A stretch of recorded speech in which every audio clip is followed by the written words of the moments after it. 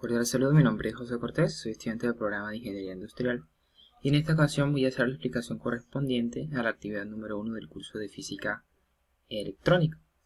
Este curso más o menos, esta primera tarea se basa en hacer la explicación de algunos conceptos fundamentales para este curso y para la física electrónica.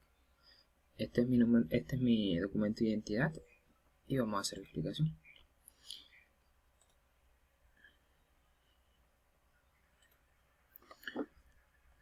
Bueno, empecemos hablando de algunos conceptos básicos. Empecemos hablando sobre la carga eléctrica.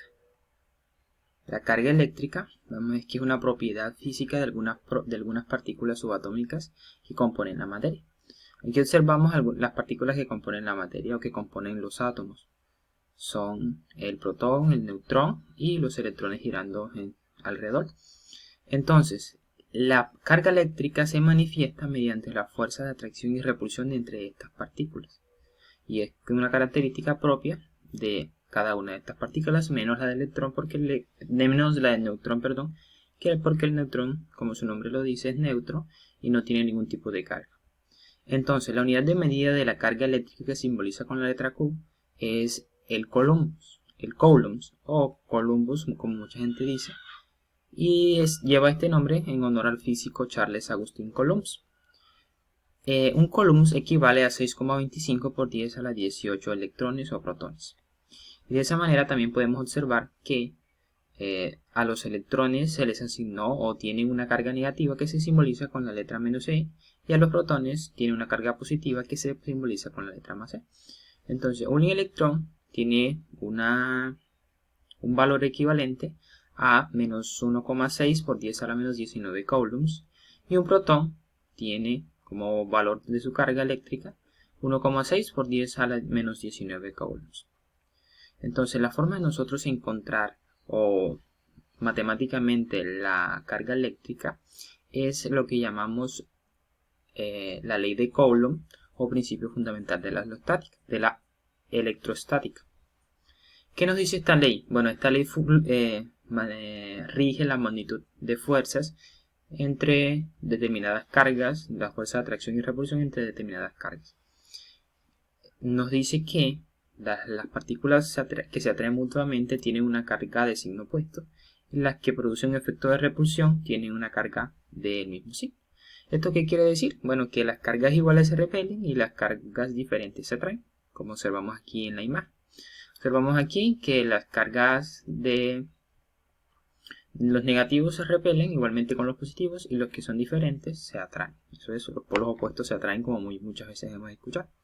Entonces, matemáticamente, esta ley nos dice que la fuerza de atracción y repulsión entre dos cargas, esta ley nos dice que la fuerza de atracción y repulsión entre estas dos cargas es proporcional al producto del valor de las cargas e inversamente proporcional al cuadrado de la distancia que los separa. Entonces, observemos aquí la fórmula. La fuerza de atracción o repulsión entre la carga 1 y la carga 2 va a ser igual a la constante de Coulomb, que es, como su nombre lo indica, una constante, es un valor que ya se encuentra dado, que es igual a 9 por 10 a la 9 newton por metro cúbico entre coulomb cúbico. Y eso va a ser multiplicado por la carga 1 y la carga 2 y va a ser dividido entre la distancia de separación entre esas cargas elevada al cuadrado. Entonces, pasemos a hablar ahora sobre la diferencia de potencial o voltaje. Cuando hablamos de diferencia potencial, o también llamado voltaje, o también llamado tensión, es el trabajo, la fuerza externa necesaria para mover una carga de una posición a otra dentro de un campo eléctrico. Es decir, el voltaje es lo que empuja a los electrones libres a través de un circuito. Observemos, por ejemplo, este pequeño circuito, esta pequeña ilustración. Tenemos dos recipientes, uno cargado negativamente y otro cargado positivamente. Cuando está cargado negativamente es que tiene una gran cantidad de electrones, y cuando está cargado positivamente es que tiene una gran cantidad de protones. ¿Qué pasa con los electrones libres cuando nosotros cuando los conectamos por medio de un conductor? Valga la redundancia. Que esos electrones libres deben circular de un recipiente a otro para que pueda haber electricidad. Al impulso que se necesita para poder mover esos electrones libres se le denomina voltaje o también diferencia de potencial. Bueno, las unidades de la diferencia potencial son julios entre Coulomb y lleve su nombre a Alejandro Volta. Un voltio, la unidad de medida es el voltio, que es igual a julio entre Coulomb, y debe su nombre a Alejandro Volta, el creador de la batería. Entonces, un voltio es igual a un julio dividido entre un Coulomb. Entonces, la fórmula para nosotros calcular la diferencia potencial es conocida como la ley de Ohm. Y esta ley nos dice básicamente que para determina la relación entre tensión o voltaje, corriente y resistencia de un circuito. Entonces nosotros, para poder encontrar el voltaje, utilizamos este pequeño triangulito que está aquí. ¿Qué hacemos? Para encontrar el voltaje lo que hacemos es que tapamos el voltaje, por decirlo así, y lo vamos a multiplicar, y nos da entonces como resultado que el voltaje va a ser igual a la intensidad de corriente multiplicada por la resistencia, donde el voltaje va a estar en voltios, la intensidad de corriente va a estar en amperios, que es su unidad de medida, y la resistencia, que se simboliza con la letra omega, va a estar en ohmio. Y de esa manera nosotros podemos encontrar el voltaje, multiplicando la intensidad por la resistencia. Ahora, hablamos ahora de intensidad de corriente. Recordemos entonces para que pueda haber electricidad, la electricidad o la corriente eléctrica es la circulación de los electrones en un circuito eléctrico.